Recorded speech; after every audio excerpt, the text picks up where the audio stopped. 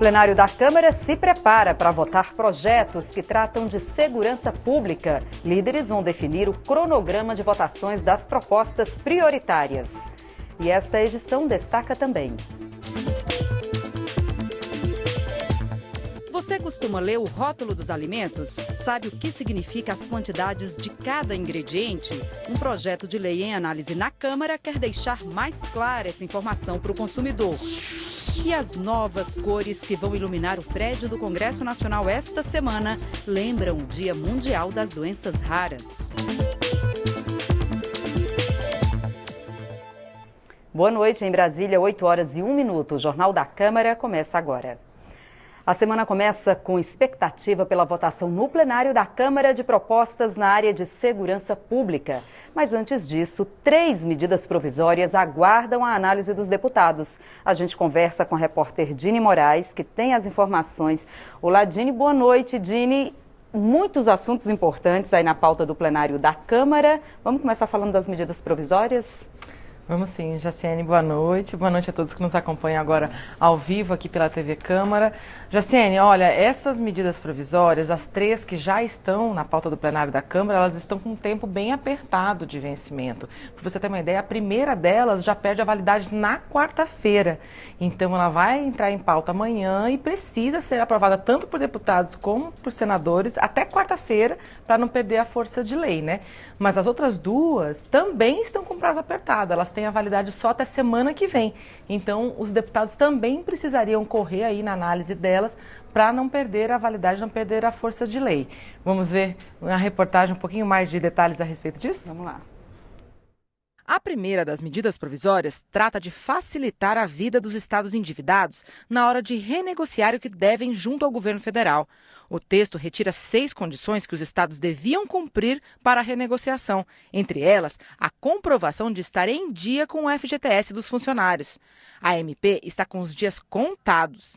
Perde força de lei nesta quarta-feira, se até lá não for aprovada por deputados e depois pelos senadores. A segunda medida provisória da fila é a que amplia o financiamento para os pequenos empresários, o chamado Programa de Microcrédito Produtivo.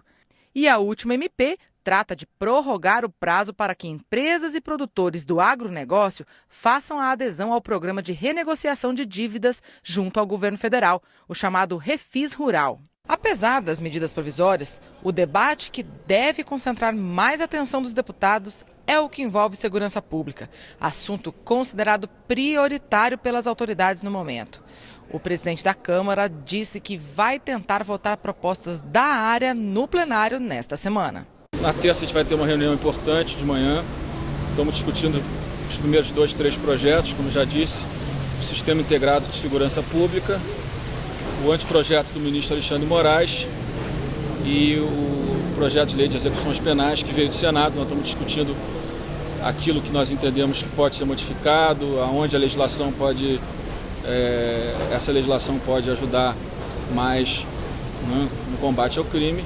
E também na terça de manhã eu acho que esses 3 projetos, pelo menos o Sistema Integrado e a Lei de Execuções Penais, estarão prontos para que eu possa levar para a discussão dos líderes e, se possível, na própria semana que vem a gente possa começar a discuti-los. Acho que também tem um peso importante, tem uma urgência importante, não apenas para o Rio de Janeiro, mas para todo o Brasil. Outra proposta que está para ser avaliada pelos deputados é a criação de regras para os aplicativos de transporte de passageiros, Uber e 99, por exemplo. O Congresso não vai fugir desse debate. Eu acredito que a gente vai enfrentar essas votações aqui sim, porque elas são necessárias e fundamentais para a sociedade. A oferta é muito mais alta, então é quase um trabalho que vai levar a jornadas super exaustivas que não tem rendimento. Então é uma situação difícil, tem países que inclusive rejeitaram essa proposta, países do primeiro mundo, né?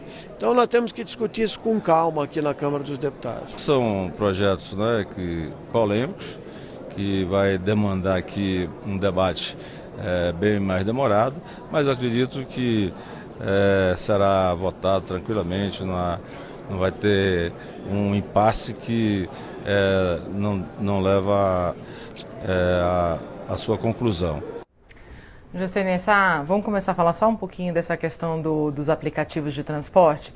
Essa polêmica entre Uber e táxi já vem rolando aí no ano passado inteiro e agora parece que está no capítulo final aqui do Congresso Nacional, né?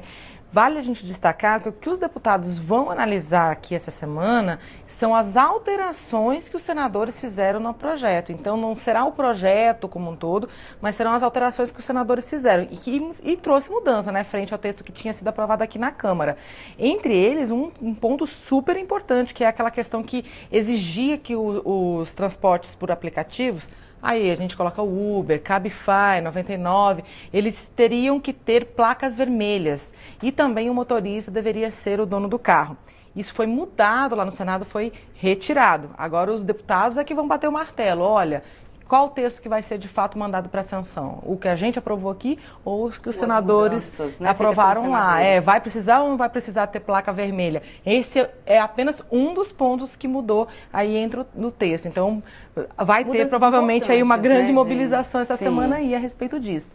Só mais uma palavrinha que eu queria dar a respeito dos projetos de segurança. A gente ouviu o deputado Rodrigo Maia, que é o presidente aqui da Câmara, falando a respeito do Sistema Único de Segurança. O que seria isso? É uma espécie de SUS, assim como já existe para a saúde, o Sistema Único de Saúde, seria um SUS, só que da área de segurança. Qual é o grande objetivo dessa proposta? Fazer com que os entes de segurança, os órgãos de segurança, conversem entre si. Que a Polícia Militar converse com a Polícia Civil, que converse com a Força Nacional, que converse com a Secretaria Nacional de Segurança e todo isso trabalhe em conjunto em prol da situação, da população, né? Da segurança, claro. E isso haja uma certa coordenação entre essas ações, que é uma das grandes reclamações hoje de quem acompanha o trabalho de segurança pública, que diz que os órgãos eles não têm essa integração, né?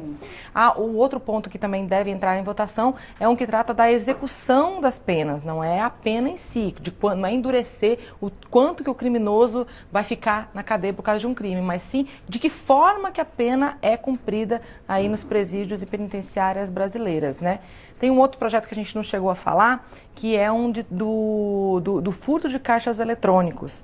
Esse também já estava na pauta desde a semana passada e também pode ser votado essa semana. A gente preparou um esqueminha, eu já falei quase tudo, mas só para a gente ver se a gente não esqueceu nada, vamos dar uma olhadinha? Vamos lá.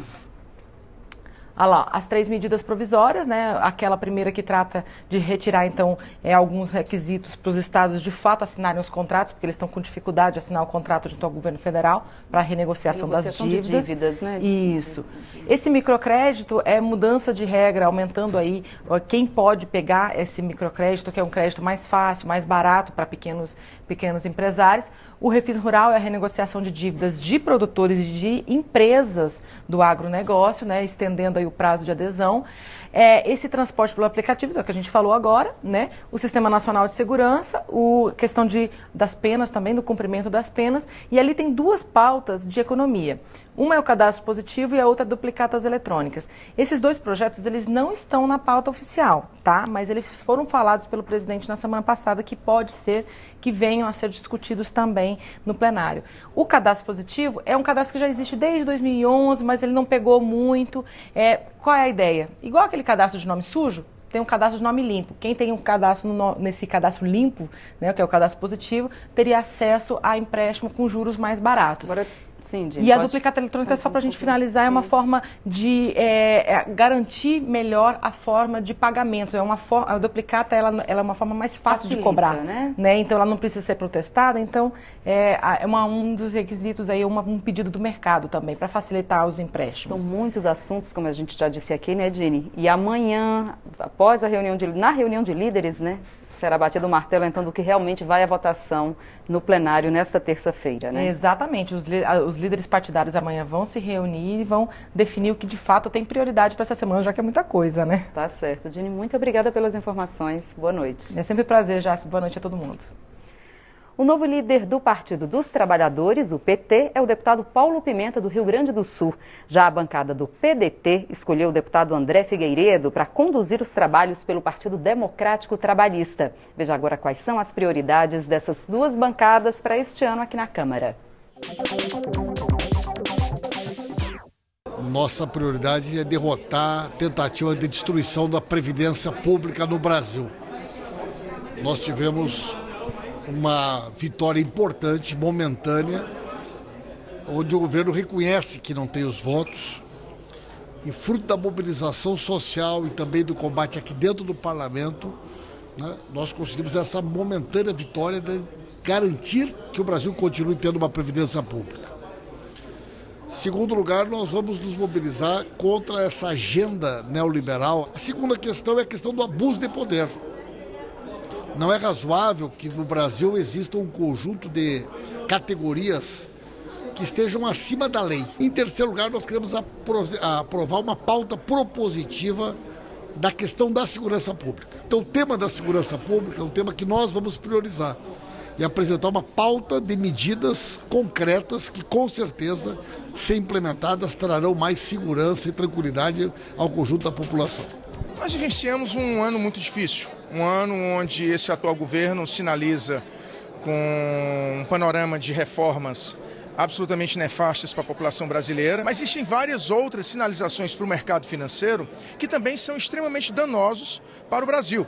A questão da autonomia do Banco Central sem nenhum processo de discussão, a questão da dilapidação do patrimônio do povo brasileiro, como a eventual privatização da Eletrobras, tantos outros temas que o governo tem encaminhado para casa que nós precisamos discutir com muita lupa, né? Olhar com um olhar realmente de lince para evitar que de repente sejam aprovados projetos que acabem levando o Brasil a dilapidar o patrimônio. Então nós queremos discutir realmente uma reforma tributária que preserve a capacidade da economia brasileira de investir em novas indústrias, de voltar a um processo de industrialização da nossa economia, que está em patamares de décadas atrás, né? E ao mesmo tempo nós termos aí a atividade financeira como atividade meio, não como atividade fim.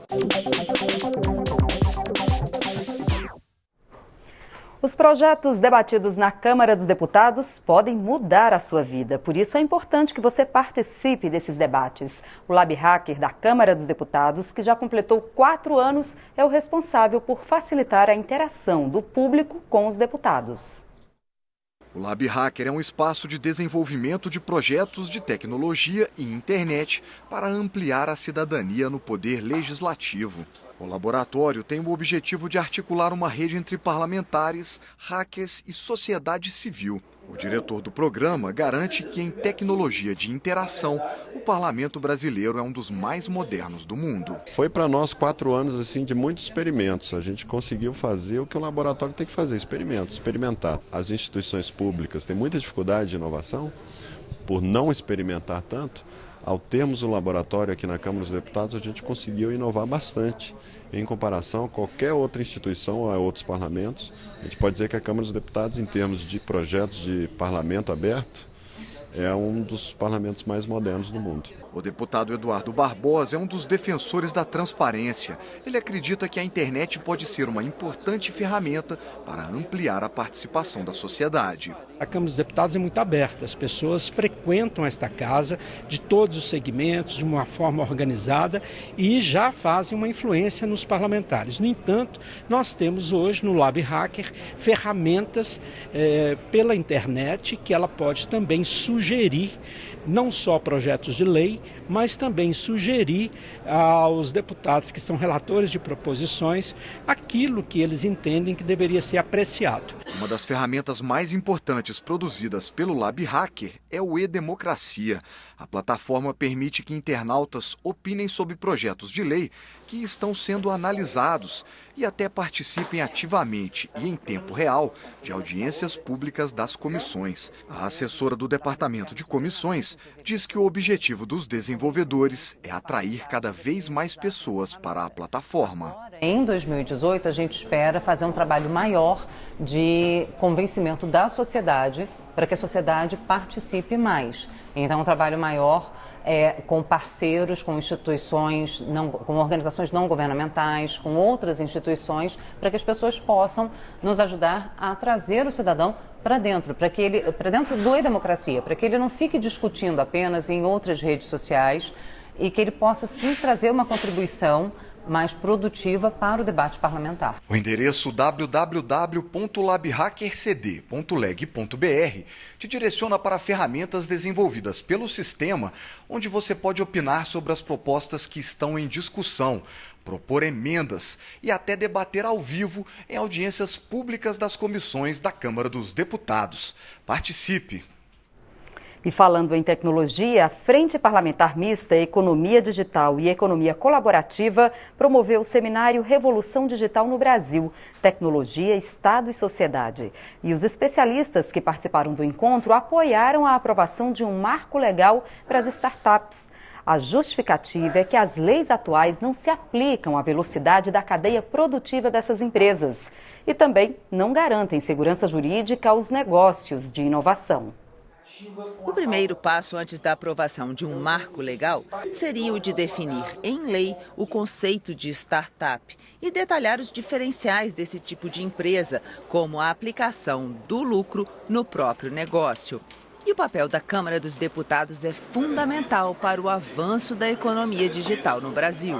Hoje nós temos diversos projetos de lei que, com o argumento de regulamentar, eles restringem esse avanço dessa nova economia, da economia digital. Existem projetos de lei tentando regulamentar isso e grupos da sociedade tentando reforçar a importância de que os dados sejam protegidos para garantir que a inovação seja feita e para que todos os serviços que hoje nós todos usufruímos, eles permaneçam, cresçam e se desenvolvam. A ideia é apresentar até o fim de setembro, portanto, antes das eleições, uma proposta de marco legal para o setor, com contribuições da sociedade civil. Mas bem antes disso, antes do segundo semestre, é preciso acabar, ou pelo menos diminuir, a desvantagem do Brasil na disputa pela inovação, principalmente diante de países vizinhos, como Chile, Uruguai e Argentina. O que a gente percebe é que todos os países têm avançado cada vez mais rápido no desenvolvimento de tecnologia, no apoio à pesquisa, desenvolvimento e inovação. Isso é uma coisa que no Brasil a gente precisa ser capaz de acompanhar esse ritmo e se mover com a mesma agilidade que os nossos concorrentes têm feito. O novo líder do PRB, o Partido Republicano Brasileiro, é o deputado Celso Russomano, de São Paulo. O deputado Alex Manente foi escolhido para conduzir os trabalhos do PPS, o Partido Popular Socialista. Veja agora quais são as prioridades dessas duas bancadas para este ano aqui na Câmara. Prioridade é fazer com que os projetos de lei dos deputados tramitem com maior velocidade. Você veja, cada deputado, quando traz para o Congresso Nacional um projeto de lei, é de iniciativa da população. A população pediu, ele notou uma necessidade e apresentou um projeto de lei. Hoje, as medidas provisórias estão tomando conta da pauta do Congresso Nacional. Isso tem que ser modificado. Nós precisamos dar ênfase e votar com mais urgência os projetos de lei que dizem respeito à sociedade. Todos os estados brasileiros estão vivendo problemas com segurança pública. Então o que nós queremos? Nós queremos que a apenação seja maior. Nós estamos discutindo o cadastro positivo, que é a diminuição do spread bancário. O que significa isso para você que está nos assistindo? Significa que você terá uma taxa de juros menor se o cadastro positivo for aprovado. Primeiro é a definição do teto do gasto público com o funcionalismo público. Nós não podemos ter salários exorbitantes e precisamos combater esses privilégios que prejudicam muito a máquina pública e os investimentos que precisam ser feitos nas áreas essenciais. E também uma defesa que nós fazemos já há muitos anos e que precisa ser uma prioridade, que é acabar com o foro privilegiado. Foro privilegiado é um privilégio para 35 mil pessoas no Brasil que não respondem igual qualquer cidadão quando cometem um delito. Acredito que alguns trechos dessa reforma tributária podem ser votados e outros trechos também do déficit que existe no custo da máquina pública precisam ser votados para ser diminuídos, como o teto, por exemplo. Tenho certeza que o teto contribuirá para enxugar a máquina pública. Acho que esse primeiro semestre teremos uma agenda intensa. Agora, o segundo semestre, vamos verificar como se dará esse calendário eleitoral, que é diminuído em relação aos períodos anteriores. Temos menos período de campanha, o que pode facilitar uma agenda intensa, e acredito que a consequência dos resultados eleitorais também se dará pelo nosso trabalho aqui na Câmara. Agora uma pergunta para você. Quanto sódio tinha o último alimento industrializado que você consumiu? Difícil responder, né? Pois é, a Câmara discute deixar mais claro para o consumidor o que ele consome naquele produto que compra. Esse rótulo que você vê aí não é de um produto vendido no Brasil, não. É do Chile. O símbolo preto é um alerta para o consumidor. Um alerta que o deputado Luiz Lauro Filho quer trazer para os produtos vendidos no Brasil. Nós vamos alertar e informar a população. Esse é o meu objetivo. Que a pessoa, ao consumir, ela saiba o que ela está levando para casa. É um direito que a pessoa tem de saber o que ela está comprando e o que ela está consumindo. No Brasil, ficaria mais ou menos assim. Diferentes setores concordam. É sim preciso mudar. A questão é como fazer essa mudança. Esse foi o tema do programa Participação Popular da TV Câmara. Ali, Pablo Cesário, da Confederação Nacional da Indústria, trouxe um outro modelo, o inglês. Então, se está verde, aquilo não está perto de atingir, está dentro do seu padrão. Vermelho, fique atento. Você tem que compensar isso de outra forma, seja uma alimentação tirando esse nutriente no outro ou com exercício físico.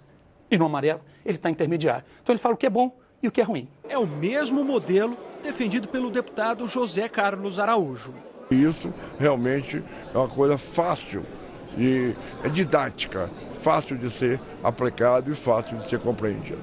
A Comissão de Defesa do Consumidor da Câmara já fez esse debate. Lá prevaleceu o modelo chileno, ou seja, símbolos pretos com letras em branco, alertando os consumidores sobre os riscos de ingerir aquele alimento.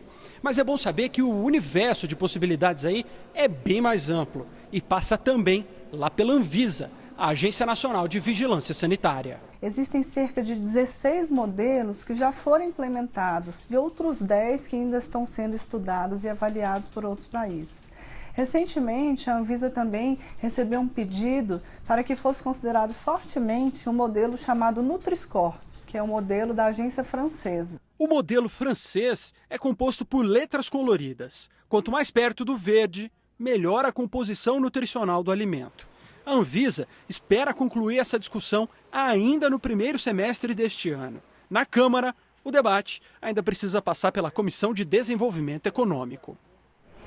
Esta semana, o Palácio do Congresso Nacional ganha uma iluminação especial. A iniciativa é para lembrar o Dia Mundial das Doenças Raras, no último dia de fevereiro. A cúpula e o anexo principal do Senado Federal estão iluminados de rosa e verde. Já ao lado da Câmara dos Deputados ganha as cores lilás e azul. O objetivo é conscientizar a população, os órgãos de saúde pública e profissionais da área para os tipos de doenças raras existentes e as dificuldades que os pacientes enfrentam para conseguir o tratamento. O prédio do Congresso Nacional vai ficar com esse colorido especial até a próxima sexta-feira. De acordo com a Organização Mundial de Saúde, uma doença rara é aquela que afeta até 65 em cada 100 mil pessoas. Estima-se que existam entre 6 mil e 8 mil tipos de doenças raras. E esta edição termina agora. Para outras informações ou para rever nossas reportagens, é só acessar o nosso portal na internet. O Jornal da Câmara volta amanhã. Até lá. Tchau.